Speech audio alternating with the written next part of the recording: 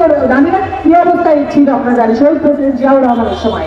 এই সাবমেরিন থেকে শুরু করে আকাশে বিমান চালনা, নৌবাহিনীতে, বিমান বাহিনীতে, পুলিশ অধিকারে এবং সেনাবাহিনীতে সমস্ত জায়গায় কিন্তু নারীরা দক্ষতার সাথে দেশ পরিচালনা করেছে। এবং নারীরা দেশের যে মূল চালিকা শক্তি গার্মেন্টস, সেই গার্মেন্টস যদি শহীদ প্রেসিডেন্ট জিয়াউর রহমানের সময় নারীরা প্রথম অন্তর্ভুক্ত হয়।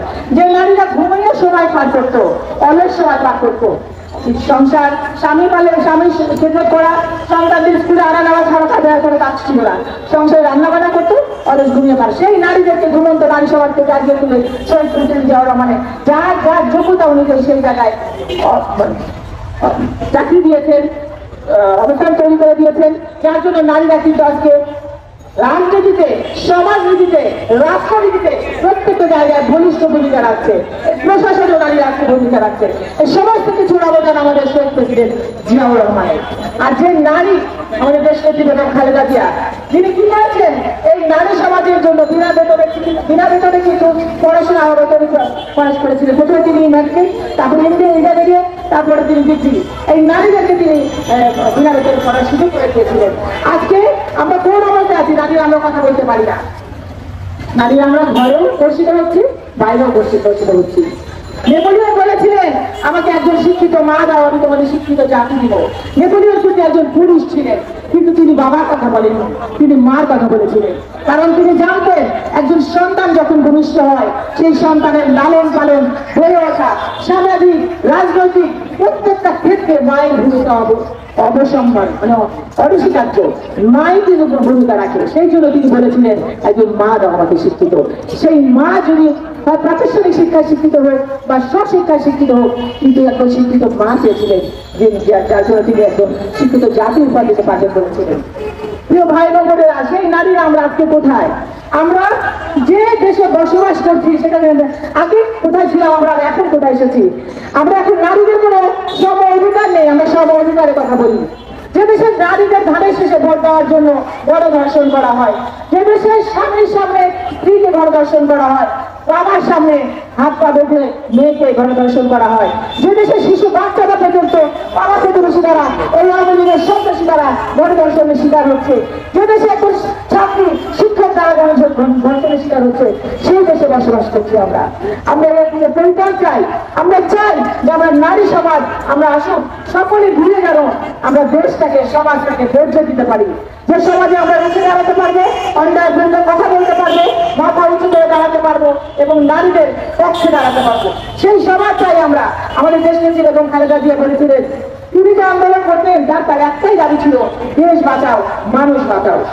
আমরা কোথায় আছি? আমরা দেশও বাঁচাতে পারছি না, মানুষও বাঁচাতে পারছি না।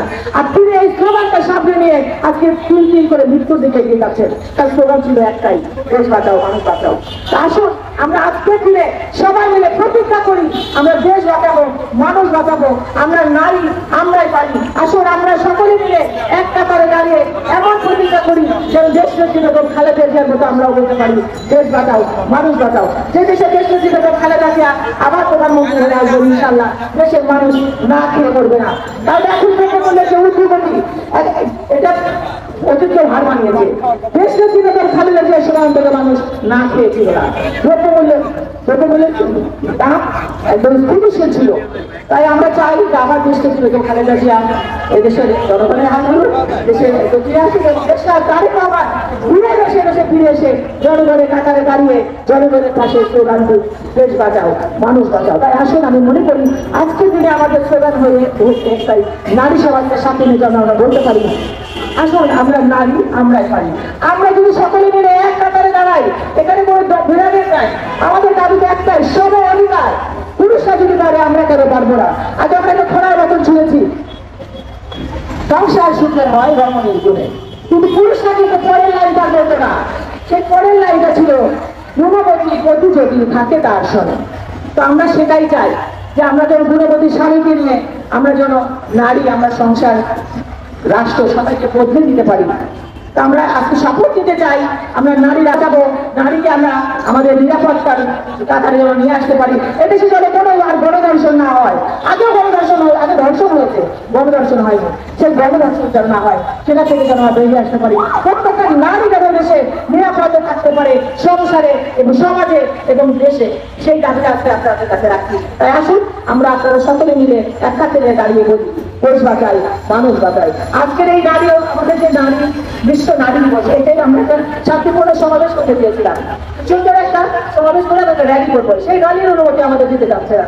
আমাদের যে নারী আছে একদম ওই পর্যন্ত দাঁড়িয়ে গেছে, তার চাইতে দেখেন আপনারা পুলিশ কতখানি কতক্ষণ একটা প্রক্রিয়া ফুলের মোড় থেকে ডাইডান্ডিং পর্যন্ত, তাহলে কতখানি ভয় পায় ওরা।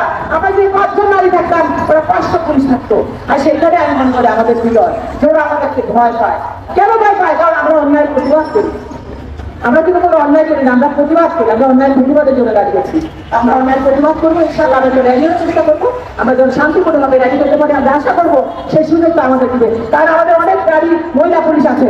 আমরা আশা করবো আজকে নারী দিবসে আপনারা আমাদের পাশে থাকুন, আমরা কোনো বিশৃঙ্খলা করবো না। তাই বোনেরা, আমি বলতে চাই, আসুন আজকে দিনে আমরা শপথ নিই, আমরা সবাই এক কাতারে দাঁড়িয়ে যেন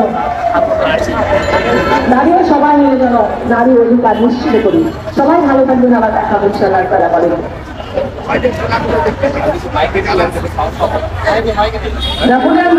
তাই তো বলেছিলেন, আপনাদের মনে আপনারা দেখেছেন, যে হাতে দুর্গা দোলায় সে বিশ্ব শাসন করে।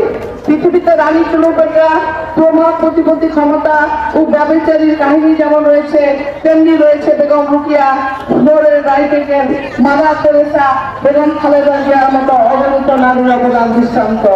মানবতাকে সেই জন্য উদ্বুদ্ধ করে। এখন বক্তব্য রাখবেন আমাদের বাংলাদেশ জাতীয়তাবাদী দলের অন্যতম স্থায়ী কমিটির সদস্য, যিনি দীর্ঘ 3 মাস এই অবৈধ সরকারের অধীনে তারা ভুল করে এসেছেন এবং বিভ্রান্তিত হয়ে এসেছেন।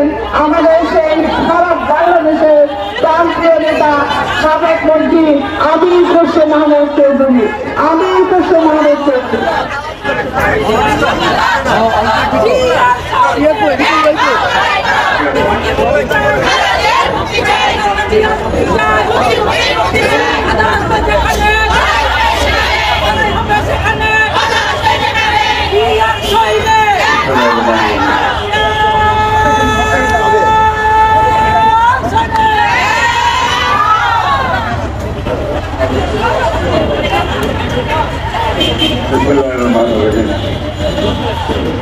আন্তর্জাতিক নারী দিবস পালন উপলক্ষে আজকে বাংলাদেশ জাতীয়তাবাদী মহিলা দল কর্তৃক আয়োজিত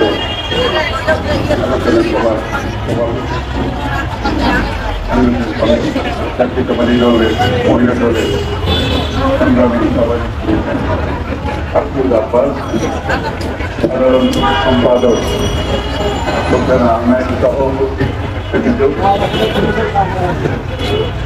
এবং মহিলা দলের এবং সদস্য উপস্থিত সাংবাদিক ভাই বোনেরা, আসসালামু আলাইকুম। আজকে আন্তর্জাতিক নারী দিবসে মূল যেটা চিন্তা, সেটা হচ্ছে নারীকে বিনিয়োগ করতে হবে, অর্থাৎ নারীদের ক্ষমতায়নের জন্য, সর্বক্ষেত্রে ক্ষমতায়নের জন্য রাষ্ট্র, সমাজ এবং প্রতিটি বাড়িতে মহিলাদের উপর, নারীদের উপর বিভিন্নভাবে